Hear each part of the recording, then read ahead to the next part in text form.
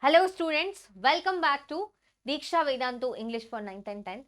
I'm your master teacher Ankita. Today we are going to discuss analytical paragraph.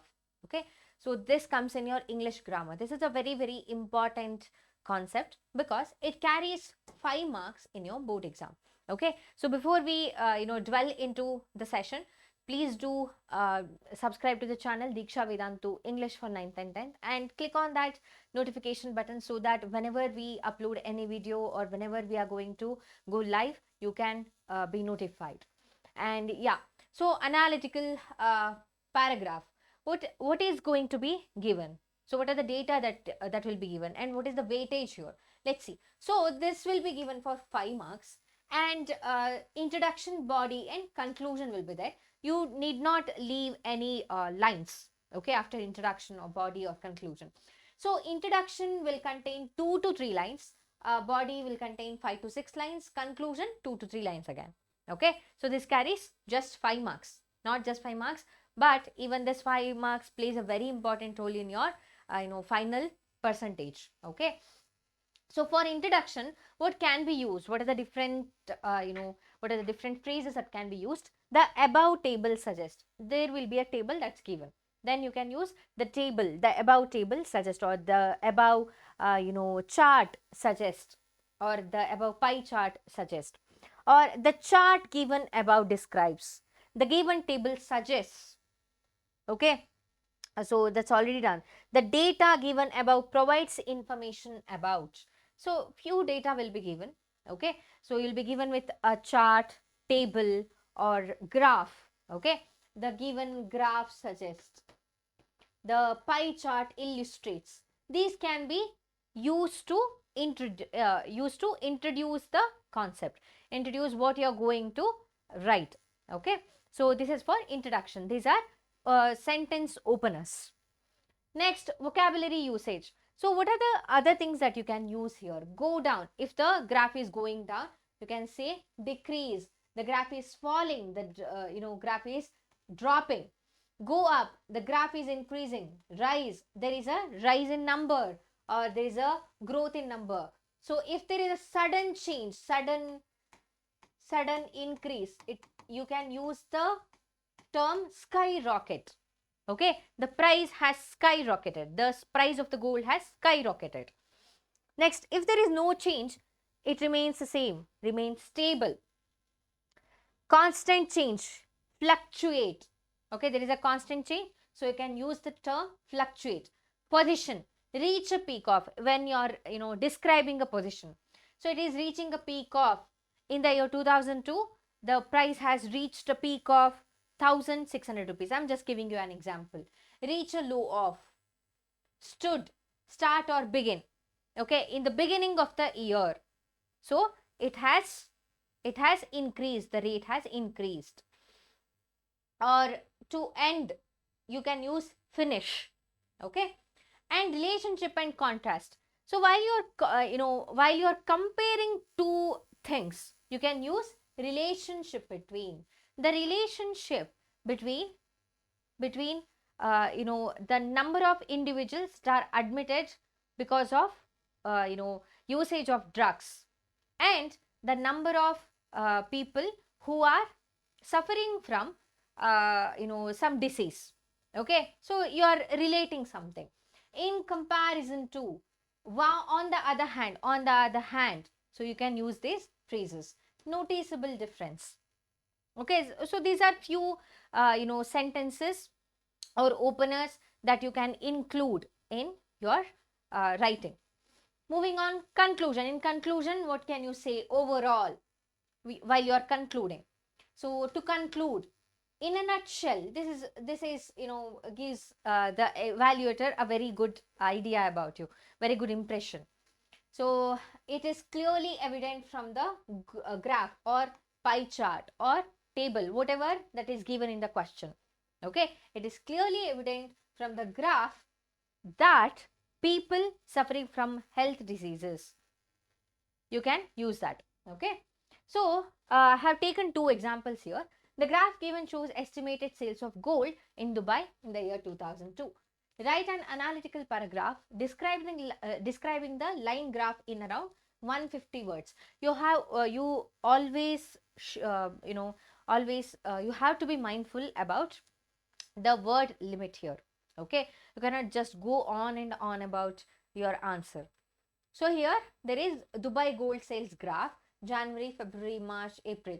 They have given millions of dirhams. This is the money. Okay, this is the currency of Dubai. So it's been given here. See here in the month of in the middle of February to March, there is a rise. Okay, a very significant rise. So the gold sales has skyrocketed in the middle of February. You can write like that. Let's see. So in the line graph depicts the estimated sales of gold in Dubai for a period of 12 months in 2002 in millions of dirhams. So this is the information that's already given.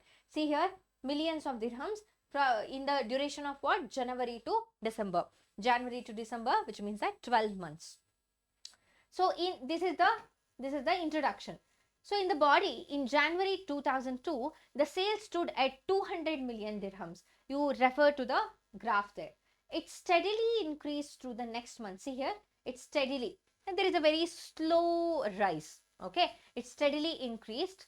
It steadily increased through the next month and peaked to 350 million dirhams in the third month of the year.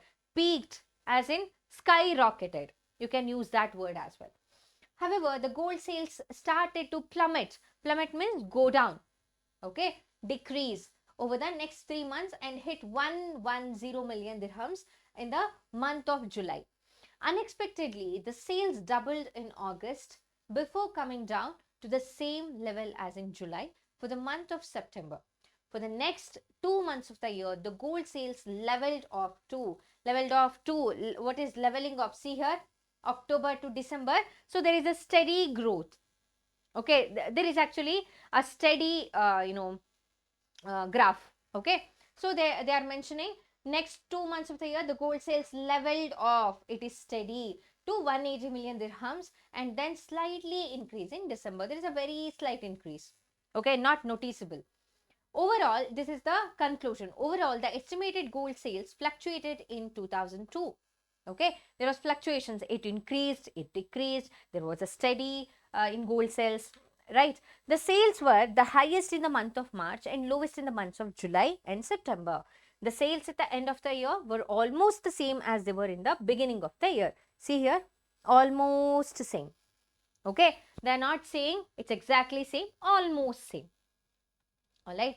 Next, below given are 3 pie charts showing consumption habits of India, China and world overall in 2008. So this could be your introduction. So write an analytical paragraph describing the pie charts.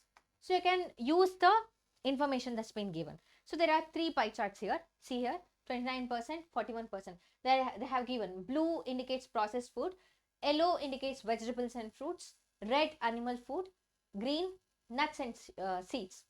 In case of world, so overall, processed food 41%, 29 vegetables and fruits, 26% animal food and 4% nuts and seeds. China and India. When we are comparing China and India, we are neighboring countries, right? So here 19% and 11% nuts and seeds respectively, 15 and 27% animal food. So India is consuming more animal food compared to China. So 32% and 23%. So which means that vegetable and fruits, China is consuming more vegetables and fruits, and 39% and 34%. So that's about processed food. So China is consuming less, a little bit, less, what is this? Processed food compared to India. Okay, so let's see how we can write this. The 3 given pie charts depicts types of food consumption in 2018 as compared to 2 countries, India and China. In general, processed food is the major type of food eaten. See here, processed food has taken over everything. Okay, so it is the major portion. Processed food comprises as high as 41% of the global consumption. So according to the graph, according to the pie chart, in China and India as well, processed foods are consumed the most. The rate of consumption being 34 and 39% respectively. Respectively means 34% in China, in India 39%. On an average, vegetables and fruits constitute 29% of consumption. In China, vegetables and fruits comprise 32% of food consumption, which is 9% more than that of India. They are comparing here. Okay, so China is consuming more fruits and vegetables than India, comparing. So you can also use these kind of sentences. China is consuming vegetables and fruits on an average of 32%. On the other hand, India is consuming the same at an average of 27%. Okay, or they have included not 27 but 9% more than that of India. Cool. So for Indians, animal food accounts for 27% of their diet. So exceeding Chinese food consumption by a striking 12%. So they are here also they are comparing. However, nuts and seed comprise almost 1/5 of the Chinese food habits. 1/5 of the Chinese habits. See here, which is that? Vegetables and nuts, 32%. So which is 1/5 of the Chinese food habits. This is way more than the global consumption of 4% and 11% of India. See here, it is 29%, 32%, and it's just 23%. Okay, so China is consuming more vegetables as well as nuts. That's what's been mentioned. Overall, so this is the conclusion. Overall, world food consumption largely comprises processed food. Chinese consumption of nuts and seeds is unbelievably higher than the average percentage. This is the conclusion. So you can conclude this paragraph with respect to anything. They have taken here processed food, okay, and also nuts and seeds. You can also mention about India consuming what is this processed food. Okay, so in the whole world, 41% the diet is 41% of the diet is comprised of processed food. In India, it is 39%, just 2% below the world average. Okay, 2% less than the world average, and this is alarming because we all know that processed food is not good. Okay, you can add that information as well. So this is all. Okay, this is very simple. You can easily score 5 out of 5 in these. You don't have to write too much. Stick to 150 words or whatever that's been mentioned in the question, and start with a very good introduction and end with a very good conclusion. Okay, so it is entirely depends on your writing ability. Okay, so you can take any aspect and explain that or compare that. All right, so this is all. The notes will be in the description. You can download that using your credentials, and please do subscribe to the channel and turn on the notification. I'll see you in the next session. All the best for your exams, and bye bye.